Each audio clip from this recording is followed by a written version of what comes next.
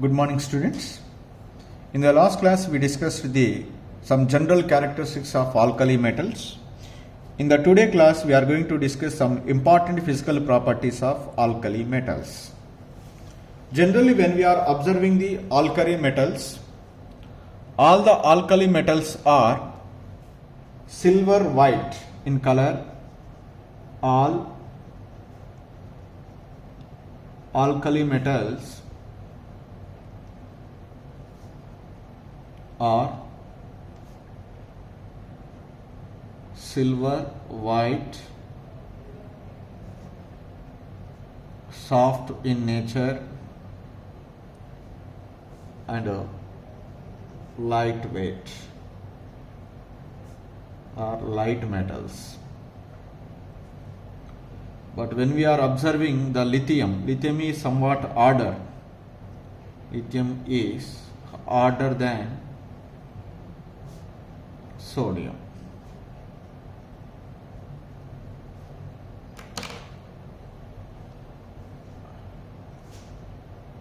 When we observe their melting points and boiling points, melting points and boiling points,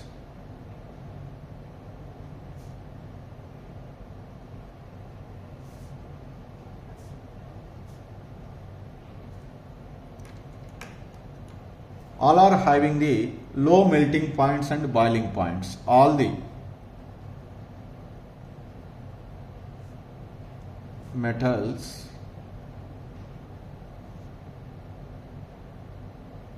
are soft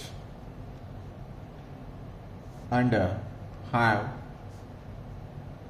low melting points and boiling points. Low melting points and boiling points.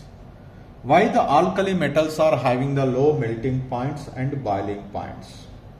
We know very well, in alkali metals, in the outermost shell, only one valency electron is present per atom.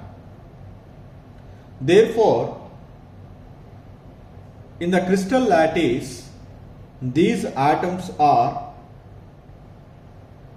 bonded together by metallic bonds with low strength. That means the metallic bonds present in these metals are not strong. When the bonds present between the metal atoms are not strong in the metallic lattice, it is very easy to melt or boil that particular metal. That's why the melting points and boiling points are low in the case of these alkali metals. When we are observed within the group, the melting points and boiling points are decreases on moving down the group. So melting points and boiling points are decreases as we move down the group from lithium to cesium, because the size of the atom is increases from lithium to cesium, so that's why they are not closely packed in the crystal lattice. That's why it is easy to melt or boil these metals which are larger in size. So that's why these alkali metals are possessing the low melting points and boiling points, as well as we move down the group, the melting points and boiling points are decreases. This is about the melting points and boiling points. And comes to the third one. The third physical property is density. You know very well, density is related to the mass and volume. As the mass of the atom is increases, the density is increases. As the volume of the atom is increases, density is decreases. When we are observing the alkali metals, as we move down the group, the mass of the atoms is increases. When the mass of the atom is increases, the density is also what we are expected increases. Okay. Similarly, as we move down the group, the size of the atom is also increases. When the size of the atom is increases, the volume is also increases. When volume is increases, the density is decreases. So here two are quite opposite in statement. Mass is increases. If you are consider the mass, density of alkali metals is increases because mass is increases as we go down the group.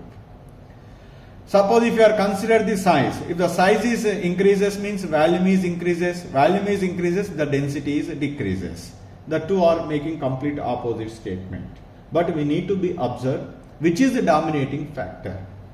Generally, the increase in atomic mass is much more pronounced than the increase in atomic size. That means the mass is dominating the volume. When the mass is dominating the volume, we are taken into the consideration of mass to explain the property of density. So that's why as we go down the group, the mass is increases. That's why the density is also increases generally. That's why I write one statement here clear. In general, the densities of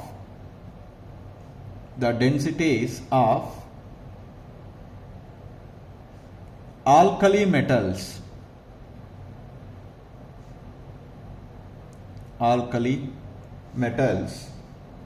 are quite low compared to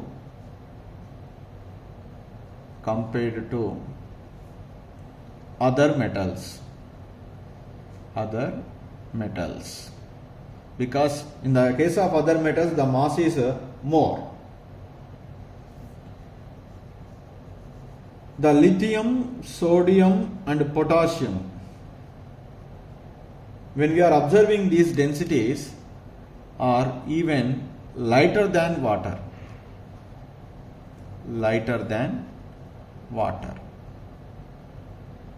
This is the point. The another important point is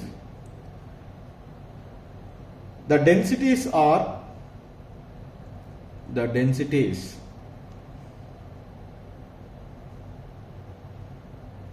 increases on moving down the group.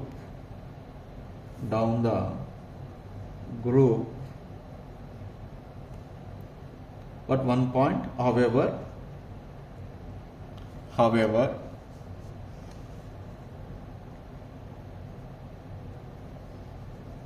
potassium is lighter than sodium. This is the one point. This is small exception is there. Potassium is lighter than sodium.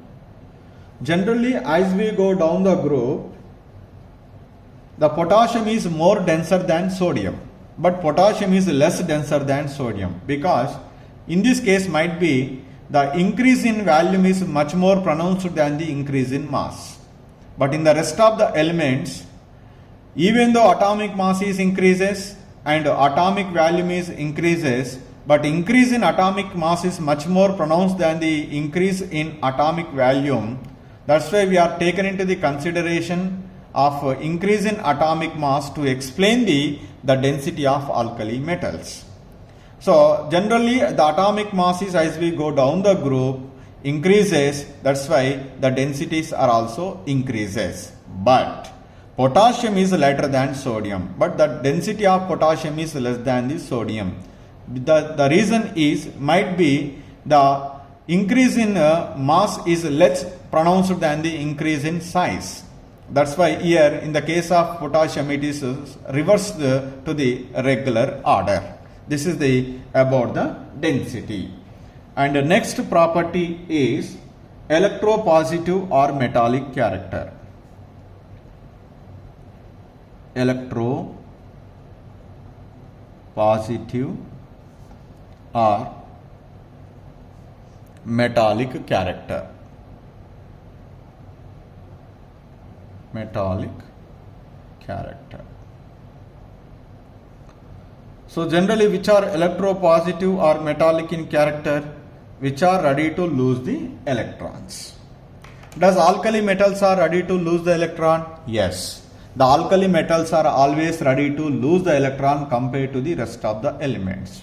Why they are ready to lose the electron? Because by loss of electron they are getting the stable electronic configuration. And moreover, they are larger in size. That's why the electron present in the outermost shell is loosely bound to the nucleus. So that's why it is easy to remove the electron from the alkali metals compared to the other metals.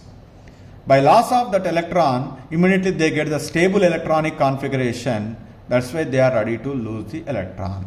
That means, so generally what we give the statement is, all the alkali metals are strongly electropositive in character because they are always ready to lose the electron due to their larger atomic size in their respective period.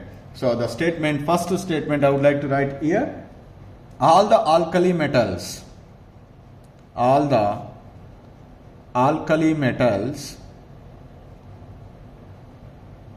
are strongly electropositive or metallic in character. This is the first point in this one. And the second one is, among the alkali metals, which is more electropositive or more metallic in character? That means, which is more electropositive or more metallic in character, that is depends upon which is ready to easily lose the electron. All the alkali metals are ready to lose the electron, but which is ready to lose the electron among them? That is depends upon the size. Generally, as we go down the group from lithium to cesium, the size of the atoms is increases. When the size of the atom is increases, the electron present in the outermost shell bound to the nucleus is looseness is also decreases. That means whichever it is larger in size, that is in that case the electron is loosely bound to the nucleus. Which is smaller in size, in that case the electron is strongly bound to the nucleus. So from which one we can easily remove the electron? Which is loosely bound to the nucleus. That's why among the alkali metals, cesium is larger in size. So that's why in that case the electron is loosely bound to the nucleus, so that cesium is ready to lose the electron. So that means whichever it is ready to lose the electron, that is said to be more electropositive in character. That's why which is more electropositive in character among the alkali metals? Cesium. Which is least electropositive in character? Lithium. That's why generally as we go down the group in the alkali metals from lithium to cesium, the electropositivity character or metallic character is what happened? Increases. That statement we have to be right here. As we go down the group,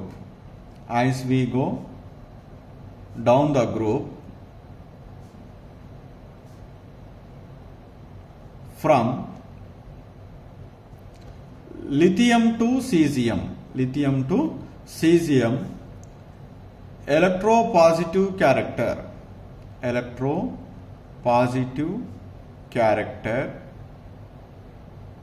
or metallic character increases due to increase in atomic size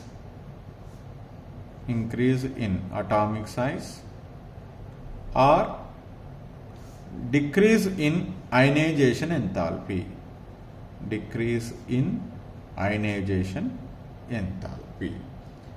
So that's why the cesium is more electropositive in nature. Lithium is less than, sodium is less than, potassium is less than, rubidium is less than cesium. So that's why the cesium is more electropositive more electropositive. Here lithium is less electropositive. Less electropositive. This is about the electropositive or metallic character of alkali metals. That means as we go down the group, electropositive character is increases.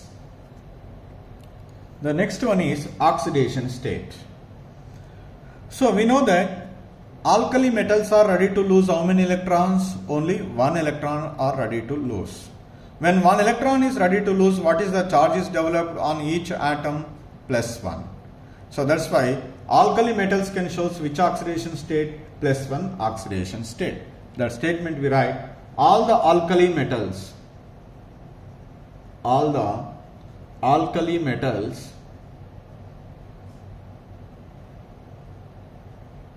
exhibit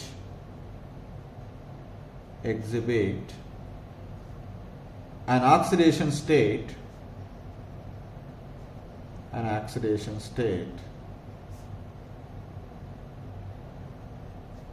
of +1 in their compounds.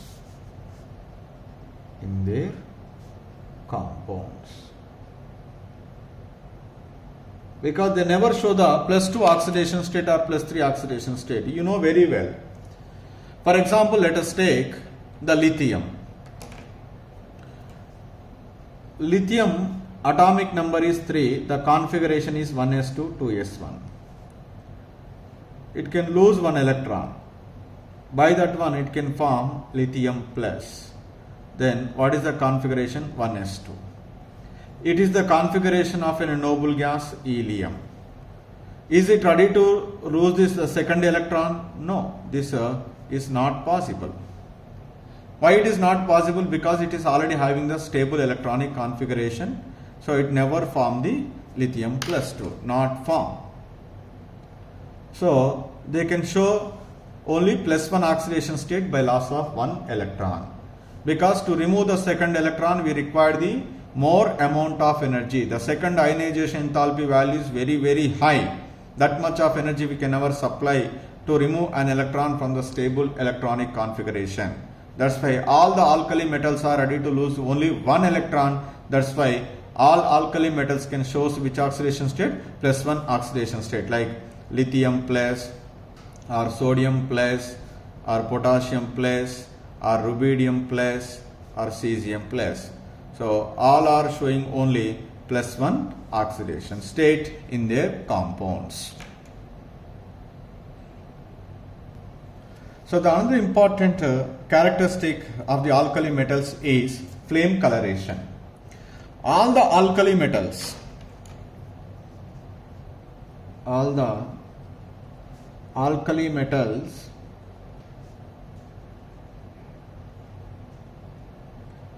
and their salts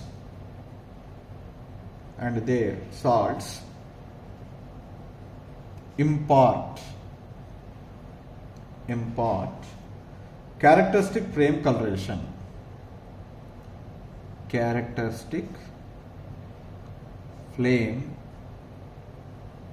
coloration.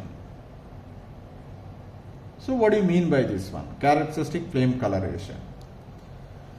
So when they are exposed to the normal flame of a Bunsen burner, whatever we are using the flame in our laboratory, above that flame, if you are keeping the alkali metal or its salt like sodium chloride or potassium chloride, like that, even if you are keeping that salt above the Bunsen burner flame, they will impart some color, they will show some color.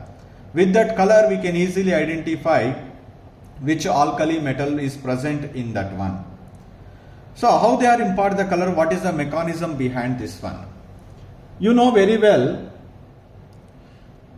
in the case of alkali metals, all alkali metals are having the low ionization enthalpy values. So whenever these alkali metals are placed on the Bunsen burner flame, whatever the energy is coming from that flame, is sufficient to promote an electron from the lower energy level to higher energy level. When electron is moved from the lower energy level to higher energy level, that higher energy level is called as excited state. That excited state is always said to be unstable state. Definitely again that electron which is go to the higher energy level, again it will be come back to the lower energy level. Whenever it comes to the lower energy level, definitely it can be liberate the energy. That energy is corresponding to the visible region. That's why they are impart some color. So that is the mechanism behind the flame coloration of the alkali metals. What is happened simply? So whenever you are keeping the salt of alkali metal or alkali metal over the Bunsen burner flame or normal flame, that flame is providing whatever the energy, that energy is sufficient to promote an electron from lower energy level to which one? Higher energy level. This is a higher energy level. This is a lower energy level. Higher energy level is called as, what is that? Excited state. What is that? Excited state. Excited state is, what is that? Unstable state. Unstable state. Again that unstable state to the electron is come back to which one? Lower energy level. While it is coming back to lower energy level, it can be emit the radiation or energy. That energy is corresponding to the which region? Visible region. So that's why they are appeared to be colored. That is the mechanism is it. So does all the alkali metals are showing the same color? No. Because in all the cases, the amount of energy is required to excite the electron from lower energy level to higher energy level is different. Because they are differing the size. Which is larger in size, in that case might be we require the less energy. Which is smaller in size, in that case we require the more amount of energy. That's why all the alkali metals are absorbing the different amount of energy and excited to the higher energy states, and that higher energy states are unstable state. Again they will be come back to lower energy state. So while coming back to lower energy state, they are emitting the energy of different strength, and that energies are all belongs to the visible region. In the visible region, those energies are corresponding to the different colors. That's why they will show the different flame coloration. So what are the different flame colorations we are observed in the case of lithium, sodium, potassium, rubidium, cesium? They are, so the alkali metal lithium, sodium, potassium, rubidium, cesium. The lithium shows the color crimson red. Crimson red. Whereas the sodium can shows golden yellow color. So whereas the potassium shows violet color. This is a pale violet. Rubidium can shows a red violet color. Red violet color. Whereas cesium shows blue color. So the different alkali metals can shows the different colors because of they are absorbing the different quantity of energy, but all the energies are belongs to the visible regions. So that's why they can show the different colors. So therefore alkali metals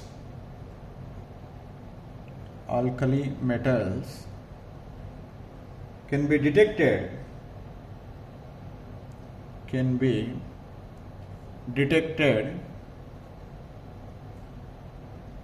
by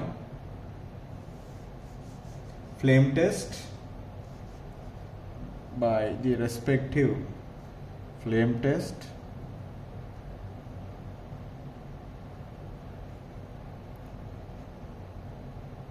or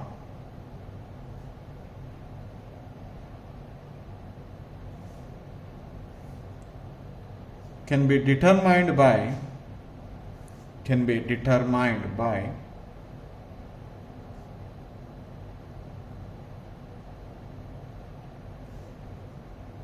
flame photometry. Flame photometry.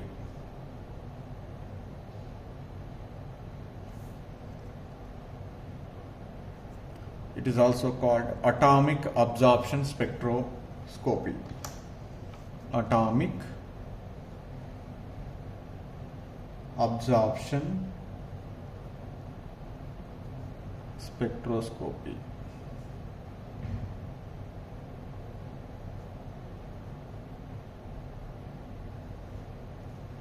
Atomic absorption spectroscopy. These are the some important physical properties of alkali metals.